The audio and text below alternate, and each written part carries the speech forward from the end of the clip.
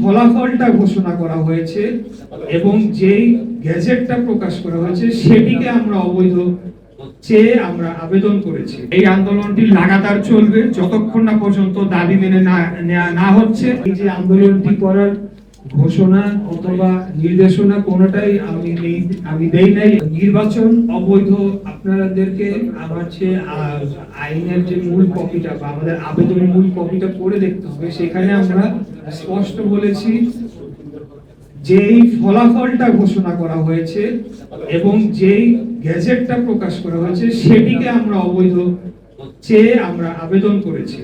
অতএব যখন আমরা অবৈধ বলছি তখন আমরা সেই যে ফলাফলটাকে সেটাকে আমরা মিন করে অবৈধ বলছি। সেটাকে যখন এখন আদালত বিচার করে এখন সেটিকে পরিবর্তিত রায় দিয়েছে, সেটি অবশ্যই তখন তার বৈধতা লাভ করেছে বলে আমরা মনে করি। আন্দোলনটি আমি ব্যক্তি ইশরাক হোসেন আমি সেটি আহ্বান করি নাই।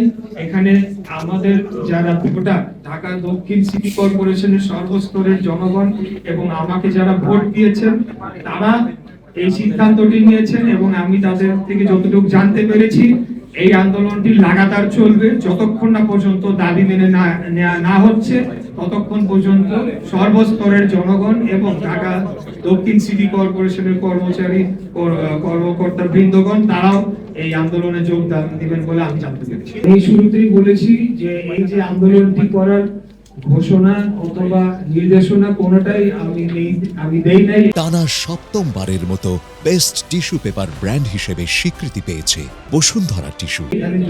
জনগণ স্বতঃস্ফূর্ত হয়ে তারা এই আন্দোলনটি করছে এবং ভেতরে কারা তালা দিয়েছে বা বাইরে কারা তালা দিয়েছে সেটা আমার কোনো এই বিষয়ে ধারণা নাই, আমি বলতেও পারবো না। স্বতঃস্ফূর্ত ভাবে এখানে হাজার হাজার লোক তারা এখানে যোগদান করছে। তো তারা যদি কেউ পদক্ষেপ নিয়ে থাকে তাদের ক্ষোভের থেকে সেটি তারা করছে, সেখানে এই বিষয়ে আমরা অবশ্যই কোনো নির্দেশনা এই ধরনের দিব না। কারণ আমরা বাংলাদেশ জাতীয়তাবাদী দল বিএনপি গণতান্ত্রিক নিয়মতান্ত্রিক রাজনৈতিক ধারায় বিশ্বাসী, আমরা আইনের শাসনে বিশ্বাসী, আমরা আইনের প্রক্রিয়া সেটিকেই আমরা পার্সু করে যাচ্ছি।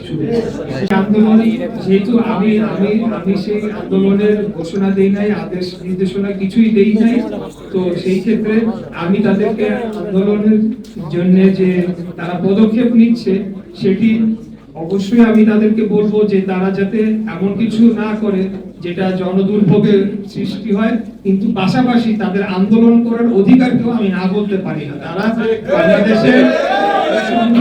বাংলাদেশের সংবিধান অনুযায়ী এখন সবখানে যদি আন্দোলন হয়, তারা যদি আন্দোলন করে, আমি তাদেরকে কিভাবে তাদের মৌলিক অধিকার থেকে বঞ্চিত করার নির্দেশনা দিতে পারি? কোন রাজনৈতিক দল বা কোন এক ব্যক্তি বা কোন এমনকি সরকারকেও দোষারোপ করছি না, আমরা এটার সমাধান চাচ্ছি। এটাই আমরা সমাধান চাচ্ছি এবং আমাদের কাছে মনে হচ্ছে যে ধানের শীষের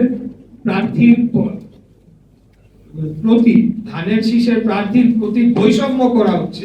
এই মামলাটি ছিল তাপস নৌকার প্রার্থী নুরুল হুদা তাদের বিরুদ্ধে, তো তাদের পক্ষ হয়ে এখন কারা এই মামলায় বাধা দান করতে পারে? তাহলে তো তারা সেই দোষরদেরই লোক হয়ে গেল, তাই না?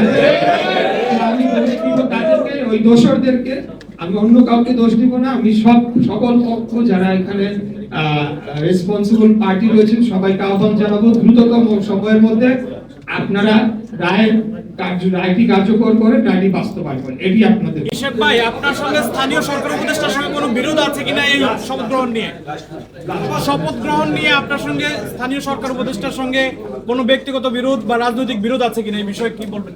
স্থানীয় সরকার উপদেষ্টার সাথে আমার ব্যক্তিগত বিরোধ নাই, ব্যক্তিগত সম্পর্ক নাই।